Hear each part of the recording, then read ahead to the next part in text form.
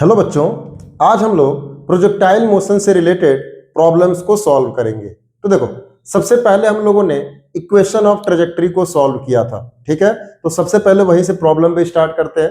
Suppose एक problem दे रखा है कि किसी टाइम टी पे ऑब्जेक्ट की जो पोजीशन है x इक्वल टू 60 और y जो दे रखा है वो दे रखा है 8t माइनस 5t स्क्वायर, ठीक है। तो कह रहा है कि प्रोजेक्शन स्पीड बतानी है, किस वेलोसिटी से प्रोजेक्ट किया गया था, और प्रोजेक्शन एंगल बताना है, ठीक है। तो कैलकुलेट करते हैं। तो देखो, सबसे पहले अगर हमें एक्स एंड वाई कोऑर्डिनेट्स दे रखा है तो कोशिश ये करो कि इसकी हेल्प से इक्वेशन ऑफ ट्रेजेक्टरी बनाओ, ठीक है। तो बनाते हैं। अपन यहां से t की वैल्यू निकालेंगे तो कितना आ जाएगा x/6, और इस t की वैल्यू को अपन यहां पे रखेंगे तो कितना हो जाएगा y इक्वल टू 8, t की जगह पे x/6 माइनस 5 t स्क्वायर मतलब x स्क्वायर बाई 36। क्लियर है। और भी देखो, इसको मैं लिखूंगा तो y इक्वल टू हो जाएगा 4/3x माइनस 5/36 एक्स स्क्वायर।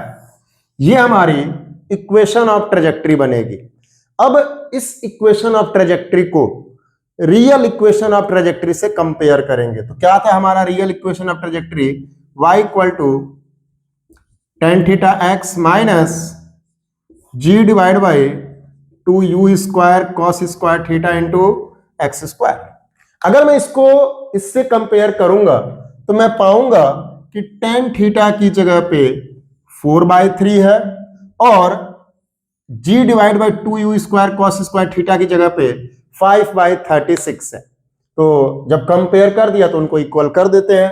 तो देखोगे ध्यान से, tan थीटा इक्वल टू 4/3, और यहां से अगर मैं सॉल्व करूंगा tan थीटा जो 4/3 है ये होता है theta equal to 53 degree angle पे। अब हमें थीटा पता चल गया, दूसरी चीज को कंपेयर करते हैं तो क्या होगा, g divide by 2u square cos square theta की जगह पे 5/36 वैल्यू रख देते हैं। g की वैल्यू है 10 divide by 2 into u square into cos 53। Cos 53 होता है 3/5 और उसका स्क्वायर करेंगे तो 9/25 इक्वल टू 5/36। सॉल्व करो भाई, 5 से काटोगे इसको 5 बार में चला जाएगा, ये 4 बार में चला गया। यू स्क्वायर को इधर फेंको तो 10 और ये 4 को इधर लेके आ जाओ तो 10 इंटू 4 इंटू 5 डिवाइड बाई 2 और इधर आ जाएगा यू स्क्वायर। तो इसको काट देते हैं 2 टाइम्स में तो 5 इंटू 2 10, 10 इंटू 10 मतलब 100 इक्वल टू यू स्क्वायर। तो यहां से यू की वैल्यू आ जाएगी 10 मीटर पर सेकेंड। क्लियर है। तो इस तरीके से हमने किसी भी टाइम टी पे जो ऑब्जेक्ट की पोजीशन दे रखी थी इसके बेसिस पे इनिशियल वेलोसिटी मतलब प्रोजेक्शन वेलोसिटी एंड एंगल को कैलकुलेट कर लिया है। क्लियर है। एक दूसरा सवाल करते हैं।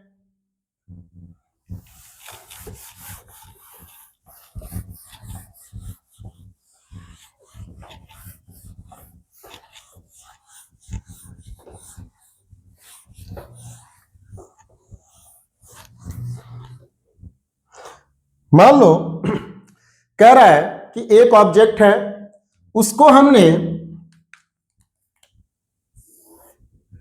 यहां से √10 मीटर पर सेकेंड की स्पीड से 45 डिग्री के एंगल पे प्रोजेक्ट किया है। क्लियर है। और जहां से प्रोजेक्ट किया है वहां से आधे मीटर, क्लियर है, यहां से लेके यहां तक आधा मीटर मतलब 0.5 मीटर के डिस्टेंस पे एक दीवार है। क्लियर है। तो कह रहा है कि ये जो बॉल है ये जा रही है, ऐसे जा रही है और यहां पे जाके टकरा गई है। तो जब टकरा रही है तो इसका कोऑर्डिनेट्स क्या होगा, मतलब कि यहां पे x, y की वैल्यू बतानी है। ठीक है, तो देखो ध्यान से, अगर हमने ऑब्जेक्ट को U से फेंका है, ये तो U गिवन है, कितने एंगल पे फेंका है 45 पे, तो जहां से फेंकते हैं यहां पे हमारा ओरिजिन कंसीडर किया जाता है, 0 0 कोऑर्डिनेट्स। इधर बढ़ेंगे तो एक्स एक्सिस बढ़ेगा और ऊपर बढ़ेंगे तो वाई एक्सिस बढ़ता है। ठीक है, तो अगर देखा जाए तो हमारा ऑब्जेक्ट ऐसे जा रहा है जा रहा है जा रहा है जा रहा है, यहां पे जाके टकरा गया। अगर मैं यहां पे देखूं तो यहां पे तो भाई एक्स कोऑर्डिनेट की वैल्यू तो यही दे रखी है 0.5, तो ये तो हमारा एक्स गिवन हो गया। और टेक्निकली अब हमें क्या चाहिए, केवल और केवल वाई। क्लियर है, तो एक्स हमें गिवन है, वाई चाहिए, यू गिवन है, थीटा भी गिवन है, तो हम लोग क्या लगा दें, तो सीधा आप बोलोगे कि इक्वेशन ऑफ ट्रेजेक्टरी। क्लियर है, तो इक्वेशन ऑफ ट्रेजेक्टरी लगाते हैं, क्या कहता है, y equal to tan theta x minus g divide by 2 u square cos square theta into x square. यहां पर देखो थोड़ा सा मैं कैलकुलेशन को आसान करने के लिए 0.5 को 1/2 मीटर कर देता हूं। ठीक है, तो थोड़ा सा आसान हो जाएगा, वैल्यू रखते हैं, हमें टेक्निकली ये वाला y कोऑर्डिनेट चाहिए, तो क्या हो जाएगा, y equal to tan theta मतलब कि tan 45 इंटू एक्स, एक्स की वैल्यू है 1/2 minus g divide by 2 into u square, u की वैल्यू है √10, स्क्वायर करेंगे तो हो जाएगा 10 into cos square 45 into x square मतलब 1/2 का स्क्वायर करेंगे तो 1/4। अब सॉल्व करते हैं, तो y equal to tan 45 1 into 1/2 minus 10 से 10 कट गया, हो गया 1/2 इंटू कॉस 45 1/√2, उसका स्क्वायर करोगे तो 1/2, तो हो जाएगा 1/2 मतलब कि इसको अपन ऊपर ले लेते हैं इंटू 1/4, तो यहां से 2 से 2 भी कट गया, तो y इक्वल टू आ गया 1/2 minus 1/4 which is equal to 1/2 metre. मतलब कि ये जो हमने ऑब्जेक्ट फेंका है ये जाके टकराया है, टकराने के बाद से जिस पॉइंट पे टकराया वहां का कोऑर्डिनेट्स आ गया 1/2, 1/4। क्लियर है, तो इस तरीके से हम लोग इक्वेशन ऑफ ट्रेजेक्टरी को यूज करेंगे। क्लियर है, और भी सवाल करते हैं।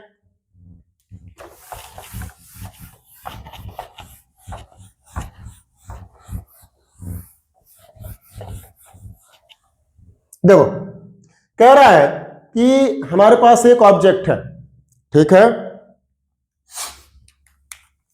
ये मैंने बना लिया, हमने एक ऑब्जेक्ट को लिया और यहां से इसको प्रोजेक्ट किया।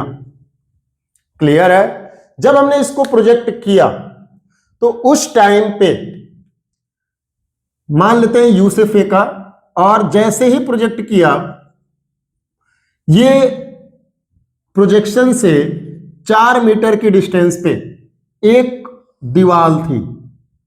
ठीक है, इस दीवार को एकदम टच करते हुए दीवार से 14 मीटर की दूरी पे जाके गिर गया है।